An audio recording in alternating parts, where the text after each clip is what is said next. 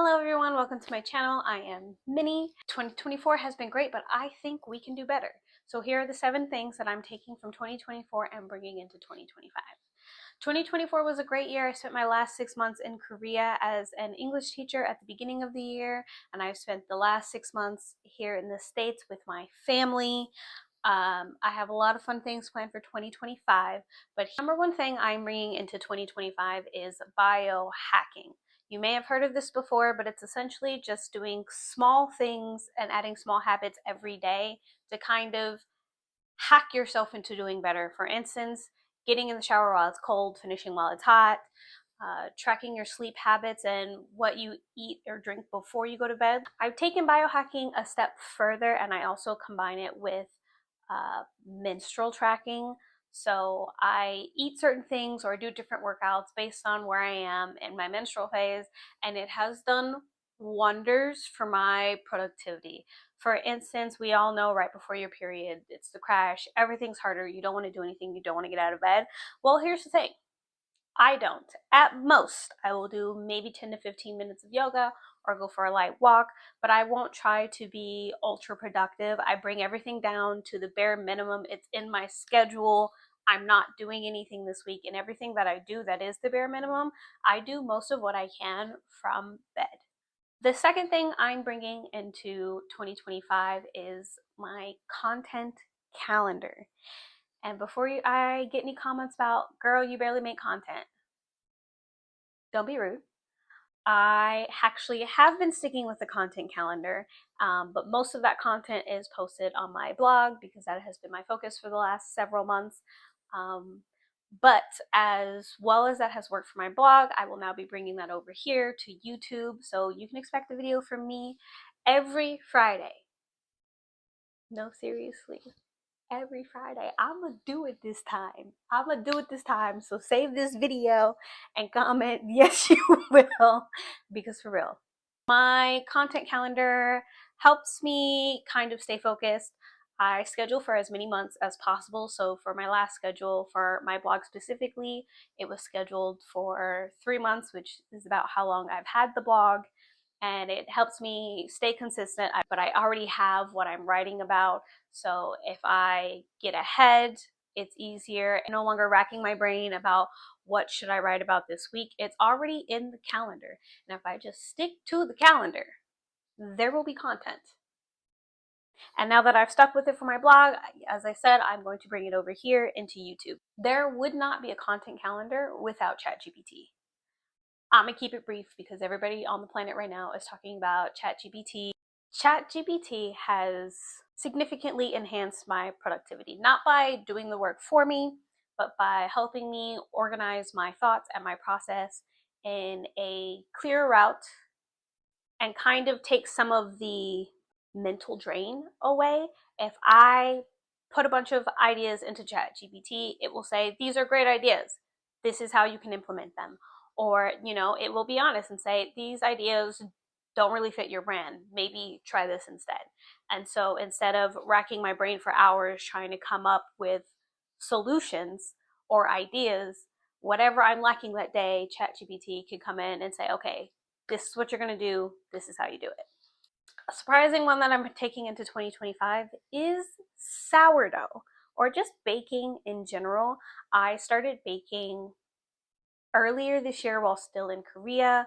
I was baking in one of those like little, not a toaster oven, but like the little tiny ovens that you put on the counter, because Korea ain't got no ovens like that. They don't be baking. They go to a bakery. So I was just making basic dough, focaccia bread, things like that. And it wasn't until maybe a month ago I started making sourdough. If you have ever wanted to start sourdough, I'm gonna just tell you, apple peel. Put an apple peel in your starter and you shouldn't have any problems. Love making things with my hands, and it forces me to step away from my computer, step away from electronics, and just focus on what I'm doing. And if you've ever made a sourdough loaf, it takes all day. But sourdough aside, it's not even just the sourdough. It's the making things for myself. It's better for your health in general. Even if I just want brownies, Okay, and then I have to think about, do I really want the brownies? Because if I really want them, I will bake them myself. The next thing I am taking into 2025 is my rosemary hair oil and spray. I know y'all have heard all the girlies talking about it on TikTok. It works. It works, and I make my own. I put it in little jars, so I have it for a month. I can take it on the go, whatever I need to do. But the spray with the oil, ooh, it be doing something. To the point where I've kind of given up on retwisting my hair because it's coming. It's growing so quickly. I don't have time to retwist it. I don't want to retwist it that often. And one surprising thing I found, because I started doing the hair oil and the spray while in Korea, did y'all know that bugs and mosquitoes don't like rosemary? Even just spraying it on my hair, I started spraying it on my entire body, and I made it through Korea with very minimal mosquito bites. The next thing I'm bringing over into 2025 that has changed my life is the art of packing light. And when I say packing light, y'all, I don't need a full-size suitcase. I don't care if I'm moving abroad. I don't care if I'm going to be gone for 6 months, 3 months. It does not matter. That suitcase will stay in the closet. If I don't have the money to ship it home, I don't need it. I don't want it. No, but seriously, since 2022, I have taken over 30 flights. The stress of worrying about luggage. Is it overweight? Can I fit this? Can I do that? I'm done. I'm tapping out. I know this sounds bougie of me, and I love that for me.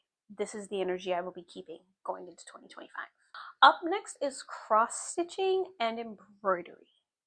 I love me a good hands-on project, okay? And from waiting in airports, being on trains, taking buses to your long destinations, I need something to do. And as far as hobbies go, because I'm a big hobbyer, but that's a different video for a different day. I love hobbies, but cross stitch and embroidery are light hobbies. You know, I can't take 8 rolls of yarn everywhere I go, especially because I'm packing light. I don't have the space for it, okay? But cross stitch and embroidery, it's very light. It's one of the cheaper hobbies I have enjoyed, and you can fit, you know, simple projects just in your purse. And last but not least, quarterly bingo. This was also all the rage on TikTok. Last year I did it. I am going to tweak it as we go into 2025. I did quarterly bingo, and I think I did 25 squares for each month. What's 5 times 5? Anyway, I am going to tweak my quarterly bingo. I think I had too many squares for each quarter, and I think I needed to be more detailed for each square.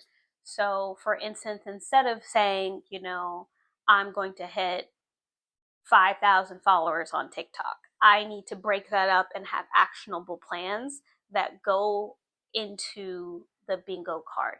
So instead of 5 by 5, I think I'm going to try 4 by 4, and I'm going to try to hack my brain into getting a blackout board. I think that should be the goal, because I also found that when I started to get close to bingo, I felt like I didn't have to do the rest of what was on the board. And as a result of that, I didn't meet any of my social media goals for 2024, because I was doing all the other things that I felt were more fun, easier to achieve, you know, that just happened naturally. And so I think I'm going to be more intentional about what's on the board, be more detailed, and be like, this is your focus. And if it's not on this board, it doesn't exist. Those are the 8 things that I will be taking with me from 2024 into 2025. If you have anything you would like to share or anything I maybe haven't thought of, please post it in the comments below. Thank you.